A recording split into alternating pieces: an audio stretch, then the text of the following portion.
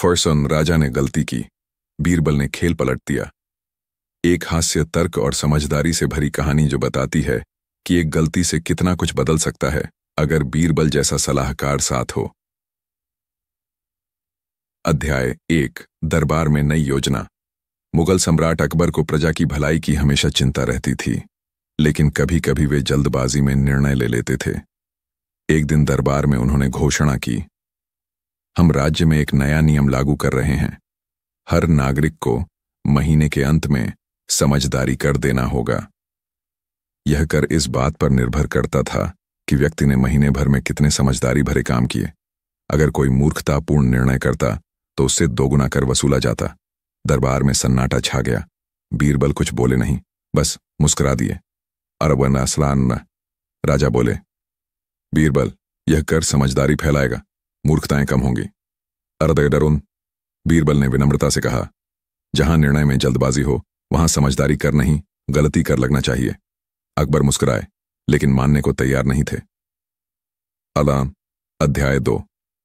पहला झटका। हफ्ते भर में ही जनता में हड़कंप मच गया। गांवों में लोग एक दूसरे पर आरोप लगाने लगे, तू मूर्ख है, तुझसे कर वसूला जाए। शहरों में झगड़े शुरू हो गए। हर व्यक्ति दूसरों की मूर्खता गिनाने लगा ताकि खुद को समझदार साबित कर सके। राजकोष में कुछ धन तो आया, लेकिन राज्य में विवाद, भ्रम और अव्यवस्था फैलने लगी। एक बूढ़ा किसान दरबार में रोते हुए पहुंचा, महाराज, मेरे बेटे ने मुझे मूर्ख कहकर मेरा कर दोगुना करवा दिया। क्या यही न्याय है? राजा को समझ आने लगा कि शायद कोई चूक हुई है, लेकिन उनकी शान बीच में थी। नतलापीनौन। अध्याय 3। बीरबल की परीक्षा। राजा ने बीरबल को बुलाया और बोले, बीरबल, तुम ही बताओ, इस नियम में क्या गलती है? लपरादीन। बीरबल बोले, महाराज, गलती तो बहुत बड़ी है, परंतु यदि मैं खुलकर कहूं तो आपको बुरा लगेगा। राजा बोले, हमने अगर गलती की है तो हमें जानना चाहिए, बोलो। अकरार। बीरबल मुस्कुराकर बोले, महाराज, आपने मूर्खता को टैक्स से जोड़कर सबसे बड़ा मूर्खतापूर्ण निर्णय लिया है। दरबार में सन्नाटा छा गया।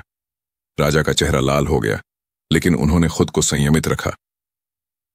तो फिर बीरबल, इस खेल को पलटने की जिम्मेदारी भी तुम्हारी है।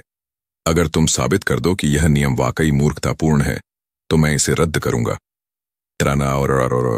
अध्याय 4। बीरबल का खेल।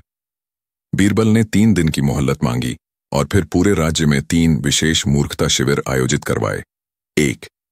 पहला शिविर, जो खुद को सबसे समझदार मानता है वह आए। 2।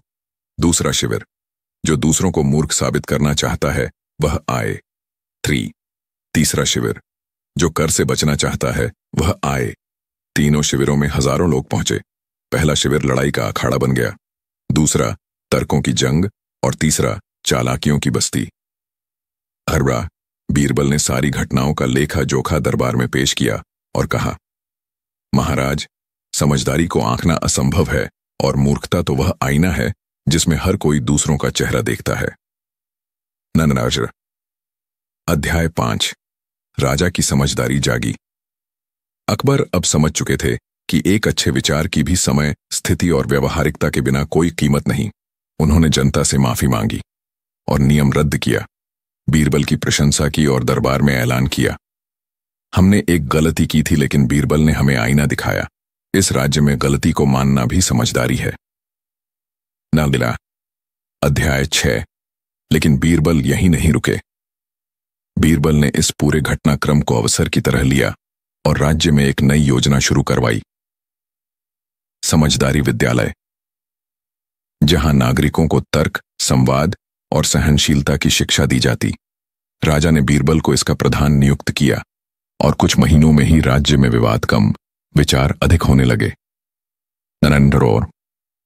अध्याय 7। आखिरी चोटिम। दरबार में एक दिन एक दरबारी बोला, महाराज, बीरबल ने आपकी गलती का मजाक उड़ाया था।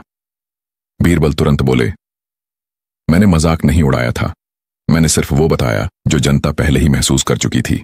फर्क बस इतना था कि मैं चुप नहीं रहा। राजा मुस्कुराए और बोले, अगर हर गलती के बाद ऐसा तर्क मिले तो हम हर रोज एक गलती करें। ननसर। अध्याय 8। सीख और सार। राजा ने समझा कि गलती करना अपराध नहीं है, लेकिन उसे छिपाना सबसे बड़ी मूर्खता है। और बीरबल ने यह साबित किया कि अगर तर्क, धैर्य और व्यंग्य हो तो एक गलती भी एक बड़ी समझदारी में बदल सकती है। खेल राजा ने शुरू किया था, पर बीरबल ने उसे ऐसे पलटा कि गलती सीख बन गई और राज्य की दिशा बदल गई। नैतिक शिक्षा। समझदारी को मापा नहीं जा सकता, लेकिन मूर्खता को पहचाना जा सकता है। जो शासक अपनी गलती मान ले, वही सच्चा राजा होता है। बीरबल जैसे सलाहकार हर राज्य की जरूरत है, जो सत्ता से नहीं, सत्य से डरे। थोड़ा सा भाग 2। बीरबल की नई चाल, जिसने दरबार का भविष्य बदल दिया। दरबार गावर वेर। कहानी की शुरुआत। एक नई सुबह, एक नया मोड़। अकबर का दरबार फिर से सज चुका था। पिछली घटना के बाद, जब बीरबल ने राजा की भूल को समझदारी से पलटा था, पूरे राज्य में बीरबल की प्रशंसा हो रही थी। मगर हर बढ़ती लोकप्रियता के साथ एक खतरा भी मंडराने लगता है, और वो खतरा इस बार भी दरबार के भीतर से था।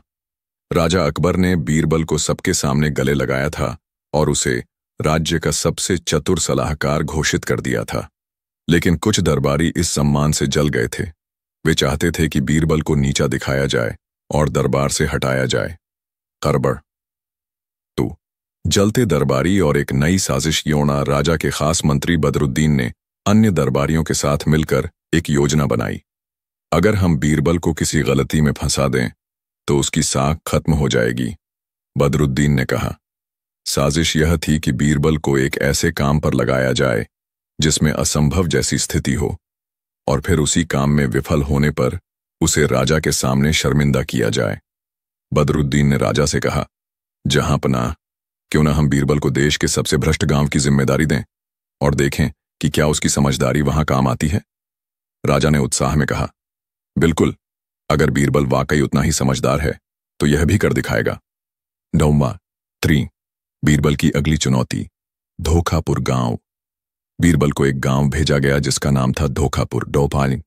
ये गांव राज्य में सबसे बदनाम था। हर ओर भ्रष्टाचार, झूठ, चोरी और लोगों में आपसी विश्वास की कमी। राजा ने आदेश दिया, बीरबल, तुमको इस गांव को 1 महीने में सुधारना होगा, नहीं तो तुम्हारी सारी उपाधियां और सम्मान वापस ले लिए जाएंगे। बीरबल मुस्कुराया, जहां पनाह, काम कठिन है लेकिन संभव है, मगर मुझे एक शर्त चाहिए। क्या? राजा ने पूछा। आपको 1 दिन के लिए मेरी जगह आम आदमी बनकर इस गांव में रहना होगा। पूरा दरबार चौंक गया। अकबर मुस्कुराए, मंजूर है। चारण। गांव में राजा का रूप बदलकर प्रवेश। बीरबल ने राजा को एक आम ग्रामीण के कपड़े पहनाए और उसे गांव में एक गरीब किसान अकबरू बनाकर भेजा। साथ में एक पहरेदार भी गुप्त रूप से सुरक्षा में था। गांव में राजा ने देखा कि लोग हर वक्त एक दूसरे को धोखा दे रहे थे। दुकानदार नकली सामान बेचते, बच्चे स्कूल में झूठ बोलते और पंचायत नेता रिश्वत लेते। राजा खुद इस स्थिति से आहत हुए। अगर बीरबल मुझे यहां ना लाता तो मुझे कभी अंदाजा नहीं होता कि मेरे राज्य में ऐसी स्थिति भी है। डराना। पॉइंट। बीरबल की युक्तियां, शिक्षा, व्यंग्य और दर्पण। बीरबल ने गांव में 3 योजनाएं शुरू की। सत्य की पाठशाला, बच्चों को ईमानदारी और नैतिकता सिखाने वाली कक्षाएं। व्यंग्य भरी नाटकशाला, गांव के लोगों के भ्रष्ट व्यवहार पर व्यंग्यात्मक नाटक। दर्पण दिवस। एक दिन सभी को एक बड़ा आईना दिया गया और कहा गया, अपने कर्मों को इसमें देखकर बताओ कि तुम कौन हो। इन योजनाओं ने धीरे धीरे गांव के माहौल को बदलना शुरू किया। अगोडा खाड़ा 6। एक बड़ा मोड़, गांव की पंचायत का घोटाला।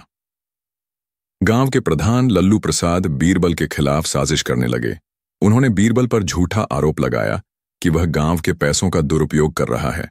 राजा अकबर, जो अब तक अकबरू बनकर गांव में रह रहे थे, इस आरोप को सुनकर बीरबल से मिले और बोले, तुम पर तो भ्रष्टाचार का आरोप लगा है, क्या कहना चाहोगे? बीरबल मुस्कुराए, अगर मैं दोषी हूं तो मुझे दरबार में दंड दीजिए, लेकिन उससे पहले पंचायत के खजाने की तलाशी लीजिए। अगले दिन जब खजाना खोला गया, उसमें लल्लू प्रसाद के दस्तखत वाली रसीदें मिलीं, जिसमें उसने हजारों स्वर्ण मुद्राएं अपने रिश्तेदारों के नाम पर भेजी थीं। राजा अकबर ने अपने असली रूप में आकर पूरे गांव के सामने कहा, बीरबल निर्दोष है और यह गांव अब ईमानदारी की मिसाल बनेगा। दरबार में वापसी और बदरुद्दीन की हारवान राजा दरबार में लौटे और सबको बताया कि कैसे बीरबल ने बिना सजा दिए लोगों को आईना दिखाकर उन्हें बदल दिया। जहां मारने से बात न बने वहां दर्पण दिखाना ही सबसे बड़ा तर्क है, बीरबल ने कहा। राजा ने बदरुद्दीन से कहा, जो दूसरों को गिराना चाहता है वो खुद पहले गिरता है, और उसे 1 साल के लिए दरबार से निष्कासित कर दिया। माखा 8 बीरबल को मिला समझदारी रत्न सम्मान। राजा ने बीरबल को समझदारी रत्न की उपाधि दी और कहा, राजा अगर गलती करे तो राज्य डगमगाता है, लेकिन अगर बीरबल जैसा सलाहकार हो तो वही गलती खेल को बदल देती है। पूरा दरबार ताली बजा उठा। फर्स्ट मंदिर खानी का शीर्षक। बीरबल ने गलती को मोड़ में बदला। एक चाल ने दरबार को चौंका दिया। ऑन दैट पिछली कहानी की झलक। राजा अकबर ने जल्दबाजी में एक फैसला किया जिससे न केवल दरबार की गरिमा को ठेस पहुंची बल्कि कई निर्दोष लोग संकट में पड़ गए। बीरबल ने चतुराई से सच्चाई सामने लाई और राजा को उसकी गलती का एहसास करवाया। लेकिन कहानी यहां खत्म नहीं हुई। अब बारी है उस खेल के पलटने की जिसकी शुरुआत राजा ने गलती से की थी। अध्याय 1 छाया में छुपी साजिश। बीरबल ने जब राजा को उनकी भूल का आईना दिखाया था तब राजा ने खुले दिल से स्वीकार किया था, बीरबल, तुमने एक गलती को अवसर में बदला। मगर उस गलती के पीछे कोई सामान्य परिस्थिति नहीं थी। वह एक गहरी साजिश मनौन का हिस्सा थी जिसे राजमहल के ही कुछ दरबारियों ने रचा था। उनका उद्देश्य था बीरबल को नीचा दिखाना और राजा का भरोसा डगमगाना।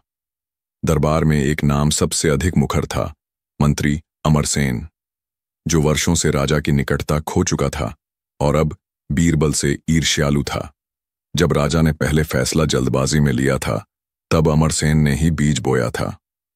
हुजूर, बीरबल हर बात में तर्क खोजता है, पर कभी कभी राजदंड सीधे होना चाहिए। अब बीरबल को न केवल अपनी समझदारी से राजा का विश्वास मजबूत करना था बल्कि उस साजिश को भी उजागर करना था जो दरबार की नींव को खोखला कर रही थी। टाउन अध्याय 2 एक नाटक जो हकीकत से भी गहरा। बीरबल ने अगली सुबह अपने कुछ खास अनुयायियों को बुलाया और बोला, अब हमें सच्चाई नहीं साजिश पकड़नी है। जो दिखता है वह सच नहीं है। बीरबल ने एक योजना बनाई, एक अंदर नाटक जो दरबार में राजा के सामने प्रस्तुत किया जाएगा। उस नाटक का नाम था सच का सौदा। बिना किसी को बताए बीरबल ने कुछ कलाकारों को प्रशिक्षित किया। सबका किरदार तय था, एक राजा, एक दरबारी जो झूठ फैलाता है और एक सलाहकार जो चुपचाप देखता है लेकिन अंत में सच्चाई सामने लाता है। राजा अकबर को निमंत्रण भेजा गया। हुजूर, दरबार में आज नाटक है जो सिर्फ आपके लिए है। अकबर को नाटक देखना पसंद था। वह सहर्ष मान गए। आराम बढ़िया। अध्याय 3 नाटक शुरू। असली चेहरों की परछाइयां। नाटक शुरू हुआ। सब चुप थे। राजा अपने सिंहासन पर बैठे थे और सामने दृश्य चला। राजा नाटक में किसी पर विश्वास करता है जो उसे झूठ बोलकर गलत निर्णय लेने पर उकसाता है। उसकी सलाहकार मंडली झूठी प्रशंसा करती है और एक बुजुर्ग सलाहकार उसे सच्चाई बताता है, लेकिन राजा उसकी बात नहीं मानता। अंत में जब संकट आता है तब वही बुजुर्ग सलाहकार राजा को बचाता है। राजा अकबर की आंखें नम थीं। वह उठे और बोले, यह नाटक नहीं, मेरी कहानी थी। बीरबल, क्या यह तुम्हारी योजना थी? बीरबल झुके और बोले, महाराज, सत्य को दिखाने के लिए तर्क से ज्यादा प्रभाव नाटक करता है। टर्नर अध्याय 4 पर्दे के पीछे की चाल। राजा को अब सच्चाई समझ आ चुकी थी, लेकिन बीरबल को अब वह व्यक्ति पकड़ना था जिसने राजा को भटकाकर गलती करवाने की योजना बनाई थी। बीरबल ने एक सभा बुलाई। उसमें सिर्फ वे लोग बुलाए गए जो पिछले निर्णय में शामिल थे। बीरबल ने एक पेचीदा सवाल पूछा, यदि एक राजा जानबूझकर गलत निर्णय ले तो दोष किसका? हर कोई चुप। पर तभी मंत्री अमरसेन बोल पड़ा, राजा का नहीं, उसके सलाहकार का, जिसने सही राय नहीं दी। बीरबल मुस्कुराए, यही तो तुम्हारा उद्देश्य था ना अमरसेन? राजा को गलत सलाह देकर बीरबल की बुद्धि पर प्रश्न चिन्ह लगाना। अमरसेन चौंक गया। बीरबल ने सबूत पेश किए, दस्तावेज, गवाह और राजकर्मचारी जिन्होंने अमरसेन की साजिश को देखा था। राजा अकबर ने सिंहासन से उठते हुए कहा, अमरसेन, तुमने दरबार की गरिमा गिराई। तुम दंड के पात्र हो। नारायण अध्याय 5। राजा की सीख, तर्क, परख और धैर्य। उस दिन के बाद अकबर ने हर निर्णय से पहले एक नई परंपरा शुरू की, तर्क सभा, जहां कोई भी व्यक्ति खुलकर सवाल कर सकता था। बीरबल को इसका प्रमुख बनाया गया। अकबर ने कहा, गलती करना मनुष्य की प्रकृति है, पर उसे पहचानना और सुधारना समझदारी है। और बीरबल, तुमने मेरी भूल को मोड़ में बदला। जनगणनाश अध्याय 6। बीरबल को मिला सबसे बड़ा सम्मान। दरबार में भव्य आयोजन हुआ। बीरबल को राजचिंतक मैस की उपाधि दी गई, जिसका अर्थ था राजा का दर्पण। अकबर ने घोषणा की, जब भी मेरी दृष्टि धुंधली हो, बीरबल उसे साफ करेगा। पूरा दरबार ताली बजा उठा। 10 अंतिम संदेश। राजा ने गलती की, बीरबल ने खेल पलटा। पर असली शिक्षा थी, जहां गलती को छुपाया नहीं जाता, वहीं समझदार